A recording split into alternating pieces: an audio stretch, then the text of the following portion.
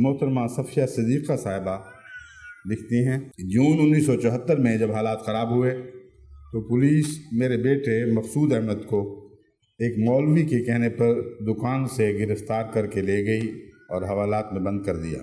اگلے دن جلوس نے گھروں پر حملہ کر دیا۔ عورتوں کو ایک احمدی گھر جو بظاہر محفوظ تھا پہنچا دیا گیا۔ شام تک ہمیں گھر کی کوئی خبر نہ ملی۔ بعض لوگوں نے بتایا کہ ہمارے گھروں کو جلوس نے آگ لگا دی ہے اور وہاں پر موجود تمام افراد زخمی ہو گئے ہیں، حالانکہ اس وقت ان کو سب کی شہادت کی اطلاع مل چکی تھی۔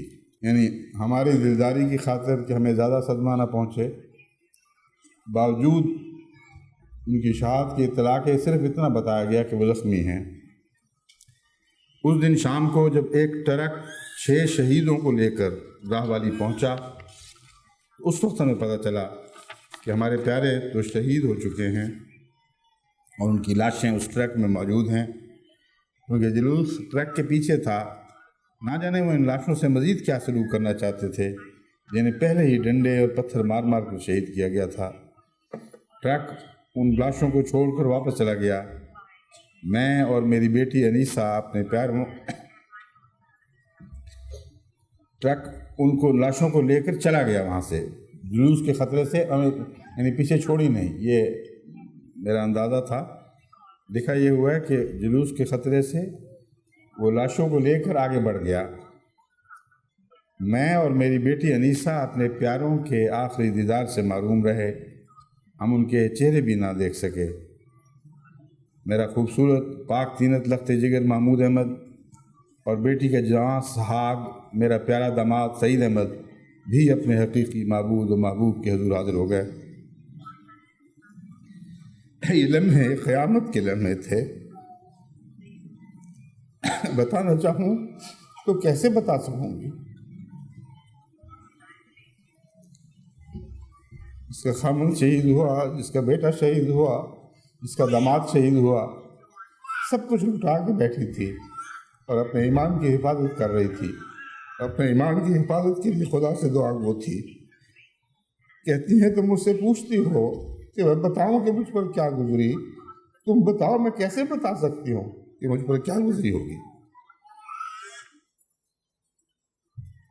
یہ 3 تو اللہ کو پیارے ہو گئے۔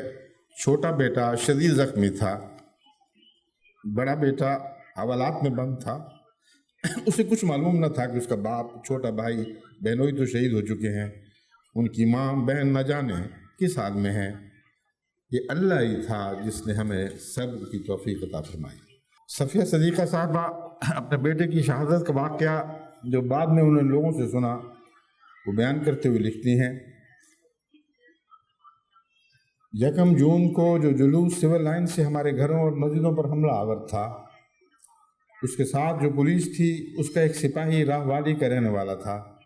اس نے بتایا کہ میں بہت سی جائے حادثات پر گیا ہوں، میں نے ذاتی مفاد کی خاطر اور 10-10 روپے کی خاطر ایک دوسرے کی جان لیتے ہوئے سڑک پر نشے، غفلت اور لاپرواہی کے نتیجے میں گاڑیاں چلانے والوں کو بھی مارتے اور مرتے دیکھا ہے۔ لیکن یکم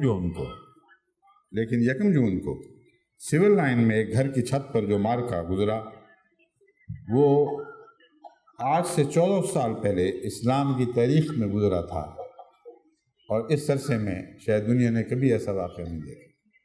وہ کہتے ہیں وہ پولیس کا سپاہی بتا رہا ہے ان کو، اس دن مجھے معلوم ہوا کہ صحابہ اسلام پر کیسے جان نثار کیا کرتے تھے۔ اس نے کہا میں اس لڑکے کو کبھی بھلا نہیں سکوں گا جس کی عمر بمشکل 17-18 برس ہوگی، سفید رنگ، لمبا قد، اس کے ہاتھوں میں بندوق تھی۔ ہمارے ایک ساتھی نے جاتے ہی اس کے ہاتھ پر ڈنڈا مارا اور بندوق چھین لی۔ جلوس اس لڑکے پر تشدد کر رہا تھا۔ جلوس میں سے کسی نے کہا مسلمان ہو جاؤ اور کلمہ پڑھو، تو اس نے کہا لا الہ الا اللہ محمد رسول اللہ اور میں سچا احمدی ہوں، مسلمان ہوں۔ جلوس میں سے کسی نے کہا کہ مرزا کو گالیاں دو۔ اس لڑکے نے اپنے سر پر ہاتھ مارتے ہوئے کہا کہ یہ کام میں کبھی نہیں کروں گا، اور ان کی ایک نہ سنی۔ اس نے کہا تم مجھے اس ہستی کو گالیاں دینے کے بارے میں کہہ رہے ہو جو اس جان سے بھی پیارا ہے جو اس جان سے بھی پیارا ہے، اور ساتھ ہی اس نے مسیح موعود زندہ باد اور احمدیت زندہ باد کا نعرہ لگایا۔ نعرہ لگانے کی دیر تھی کہ جلوس نے اس لڑکے کو چھت پر سے اٹھا کر نیچے پھینک دیا۔ اینٹوں اور پتھروں کی بارش شروع ہو گئی۔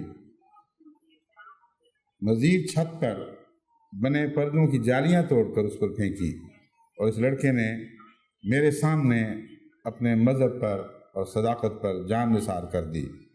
یہ واقعہ ہے جو اس پولیس والے نے اپنی آنکھوں سے دیکھا، اور اس نے گواہی دی کہ میں یقین کرتا ہوں کہ محمد رسول اللہ کے زمانے کے بعد بیچ کا زمانہ ایسی مثالوں سے خالی ہوگا۔